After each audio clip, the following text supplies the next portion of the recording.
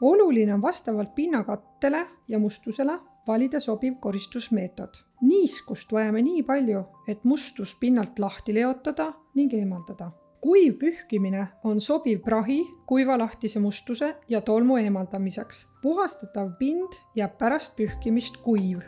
Väheniiske pühkimine sobib tolmu ja kergelt kinnitunud mustuse eemaldamiseks. Puhastatavale pinnale võib jääda hetkeks niiskus, mis kuivab koheselt. Niiskelt pühkimine sobib plekkide ja pritsmete eemaldamiseks ning puute pindade puhastamiseks. Puhastatav pind kuivab tavapäraselt 30 sekundi jooksul. Märjalt pühkimine sobib kinnitunud mustuse eemaldamiseks.